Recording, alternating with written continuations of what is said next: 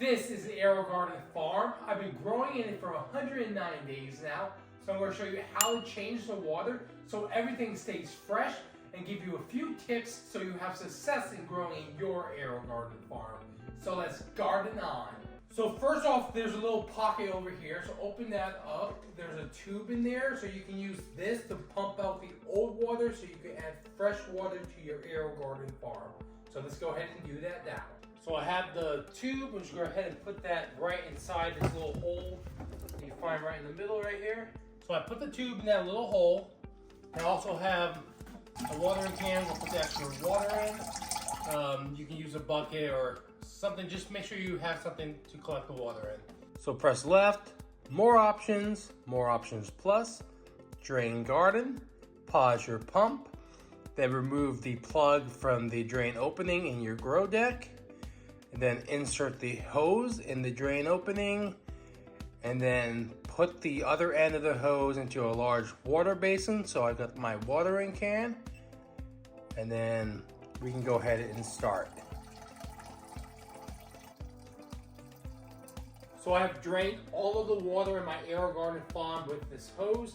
So now I'll take the hose out of the Aerogarden farm and put the plug firmly back into place.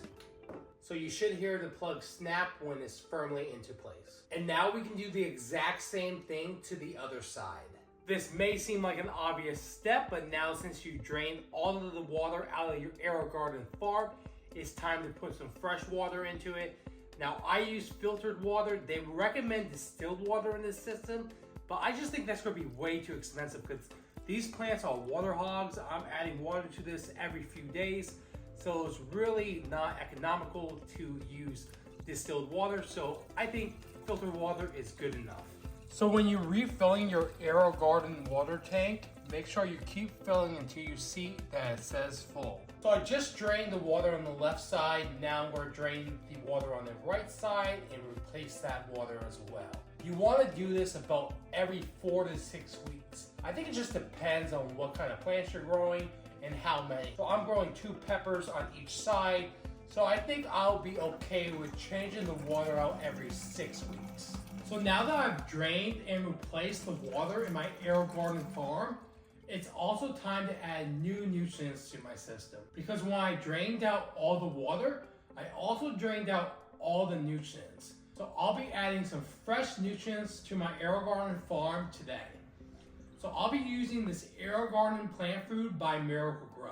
Now remember, before you add new nutrients to your Aerogarden farm, always read the back of the label, whether you're using this Miracle-Gro plant food or some other hydroponic plant food. So it says to add 6 capsules for the 24 system, but I think that's a little strong. Since these plants are flowering and fruiting, I'm gonna bump it down to only 5. I was doing 3 capsules until this point. Again, these plants are 109 days old. I think they're at the point where they need some extra nutrients. But if your plants are still on the younger side, just depending on what kind of plants you're growing, you might want to just go with 3 or even 2 capsules if they're still much younger than my plants. So again, that's for each side. Now, if your plants are starting to flower, it's also really important to pollinate your plants. And how I pollinate my plants, I use a fresh paintbrush. Don't use a used paintbrush that you've used paint with. This has never been used for paint. So I just take the brush and I find the open flowers and brush it along to let the pollen fall off. So another tool I use in my Aerogarden farm are some sharp scissor pruners.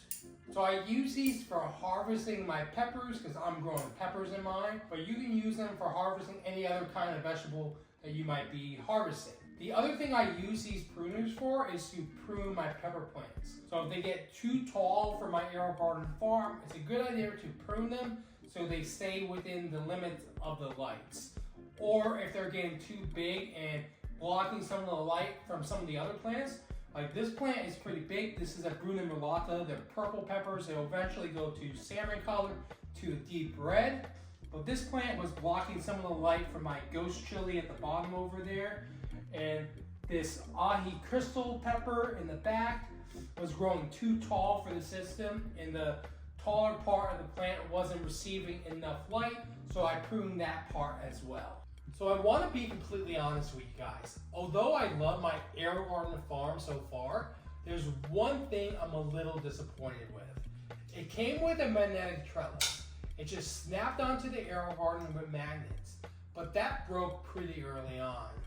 So now that my plants are getting pretty large, especially this Bruna mulata pepper, there's nothing really to stop it from falling over. So I'm using a dumbbell just to support the pepper. So I guess what I wish Aerogarden will do is to make a stronger trellis for the Aerogarden Farm. I truly believe that Aerogarden is a great entry point for beginners to get into hydroponics. I hope this video helped you guys on whether you were trying to place the water in your Aerogarden, or if you were trying to figure out how much plant food to add to your Aerogarden, or even if you were looking for some tips on what types of tools so you have success in growing in your Aerogarden farm. But if you guys found any information in this video helpful, please consider leaving a like and subscribing for more gardening videos. I do a lot of vegetable gardening, I do houseplant videos, I even do some entry-level hydroponic videos. So thanks for watching, and see you guys in the next video.